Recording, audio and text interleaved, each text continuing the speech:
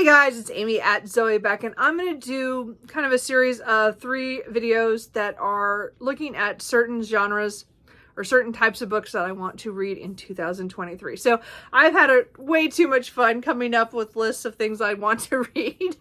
I mean, I want to read everything, and I think that's typical of everybody, especially at the new year where we have all these things we want to get to. So I do have videos coming next week about all the series that I want to go to try to tackle. My cat is just being a butt this morning.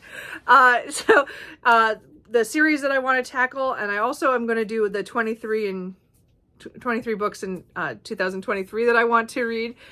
That'll be kind of interesting. I haven't finished that one up yet, but these are actually separate from that. The ones you'll see in the next few days. These are 6 books of translated works of nonfiction and classics that I want to read in the next year. Now, my goal is to finish them within the year, but I would really like to get them done a little bit earlier in the year, just so I get them done. I have a tendency to make long lists of classics and big books and things that I have in the past that I just don't get to them. I keep thinking I'm going to read them, and I don't get to them. I just love the idea that these are the books I'm going to read. So we'll see what happens. So I'm hoping, as I said, these are all books that I really want to read. It's just trying to get them all plotted in with, and then all the series stuff I want to read, and all the standalones other things that I want to read. So we will see how this goes. But I just thought it'd be fun to pick 6 books of these certain genres that I want, or these certain type of books that I want to read more of in the next year. And Cooper is just the bane of my existence today. Anyway, so let's talk. As I said, we're going to do translated works today. I have 6 of them that I would like to read fairly soon. As I said, I would like to get them done before the midway point of 2023, but again, not holding to that. It's there for the year, and I'm hoping to get to all these because they're all the ones. I have a lot of translated works that I'd like to get to this year because I have not been focusing on that, but I'd like to do more this year. So I picked 6 that I think that are my more top priority ones, which is why this list exists. So the first one is The Mad Woman's Ball by Victoria Moss. This is translated from the French by Frank Wine. So I picked this up, I think, did I pick up this year or last year?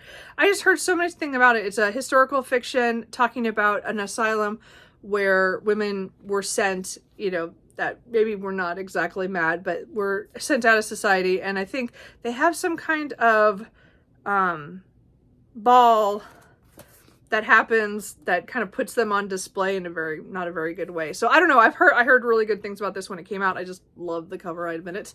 And I do want to read that. I did, so that was my French pick.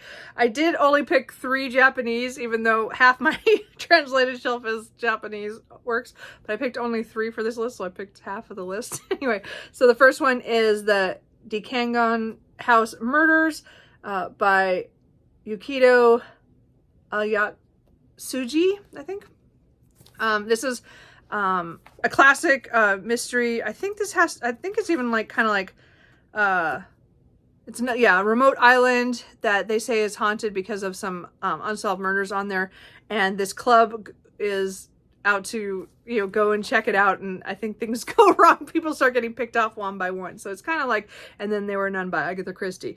But I hear I've been wanting to get to one of these more classic Japanese crime books, and this is the one I wanted to pick up, and I have not read anything by that author. I also put The Cat Who Saved Books by Suzuki Natsukara, I think. Oh, this one, sorry, I forgot to say, this one was this first one, I can't remember who it was translated by. Hold on. Okay, this was translated by Ho Ling Wong. Apologies for that. And then this one is translated by Louise Heal Kawi. So this one is about a young man whose grandfather, I think, passes away, and he owned a bookstore, and so now the young man is having to decide what to do with this bookstore, and he doesn't know what to do with it. And I think there's a cat involved that comes and somehow saves the bookshop. I'm not sure how. I hear it's good, so I've had it on my shelf for a little bit. I would like to get to it. And then this is, I have a couple monster big books on here because I do put off big books and I'm trying to be better about inserting them once in a while into my reading. But I really want to get off my shelf is IQ 84 by Haruki Murakami. I can't remember who did the translation on this one. I do have a bind up one of the whole thing that I bought years ago, and then I got this at a used a library book sale. So where is the translator? I don't know who the translator is on this. Translated by Jay Rubin and Philip Gabriel, which both have translated his stuff before. Anyway, so there are 3 good sized sections. So I figure, I don't know anything about this book except that it's Murakami. And, as I said, I've read most of his books. I only own 2 more that I physically own that I have not read yet, except for maybe one short story collection that I just don't read short story collections very often. So I don't know if I'll ever read that, but I got it on sale. But IQ 84 is one of the last of the big ones that I haven't read that I just want to try it and see. I have a really hate and love kind of thing with him. I think that's pretty typical of everybody. I really liked him when I was younger, when I read some of his older works. His newer works have not worked for me very much, and this is one of the this is not one of the newer ones, but it's definitely in the latter half. I don't remember what year this came out. The printing on this is very bizarre, so it's hard to tell where anything is, where it doesn't, because it's a, I don't know what year it came out anyway. But anyway, so this is one of the last I have. As I said, I'm not buying him anymore, and not really needing to read his books anymore, but I have 2 more. I have this one and Killing Commodore, I think is, or something like that. Anyway, I have one more book. So I want to get, this year I want to get through this one, and then maybe next, or if I can get to the other one too, then I'm done. He's an author that I did like a lot more than I do now, and I'm just not sure how I'm going to deal with that, but I want to at least try it. And if I decide that I don't need to read him anymore, then I can do that too. But I do want to try that and get that off my shelf. And again, I can read it in sections, so I don't have to read the whole thing all at once. So those are the Japanese ones. And so then I have 2 that were translated from German. This is Quality Land by Mark Winkling. This is translated by, again, from the German, by Jamie Lee Cyril. So, anyway, so all I remember about this is kind of like somebody who has to deal with, this guy works for Quality City, who is a machine scrapper. And then I think it's like the shop, it's kind of like how, like if Amazon took over the world kind of thing, and things that people dealt with. I'm not positive anymore. I just have this book I picked up, I think earlier this year, or in 2022, I picked it up, and I've been wanting to read it. I don't know enough about it. I just remember hearing about it because The Biggest Company, The Perfect Algorithm. What could possibly go wrong? Like, I have something to do with a big company and dictating what people do, I believe. So anyway, I would like to get to that. And then the last one is another big chunker that I have had on my shelf like for 2 years.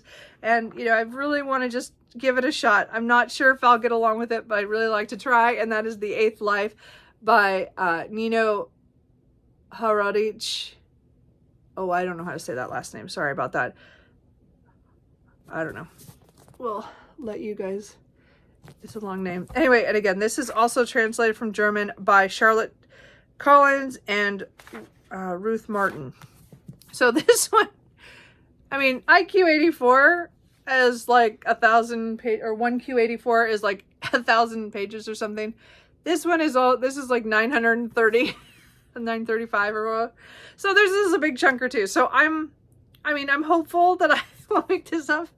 I have tentative plans that this might be one of my March of the Mammoth books. So we'll see what happens with that. But I've had this on my shelf for a couple years. I have a couple of really big books It wasn't last year. Was it the year before? Maybe it was last year. I don't remember. I did a whole series of all the really big books I had on my shelf, and I have not touched like almost any of them in the last couple years. So I really want to pick up a few of them. This is one of them. One Q84 is the other one that I want to pick up, some big ones, and there's more coming. But anyway, those are all the translated works that I would like to get to in, oh, I can't do this. How do people do this? My arm is going to fall off. These are all the ones I want to get to in 2023. Have you guys read any of them, or any of them you think I should pick up sooner rather than later? I hope to pick up one at least in January. We'll see. I'm not sure which one yet because I want to pick up like everything in January like everybody else. So let me know. As I said, after Christmas, I'll have a couple more videos with my classics and nonfiction. So anyway, I will talk to you guys later. And there's Cooper. Bye.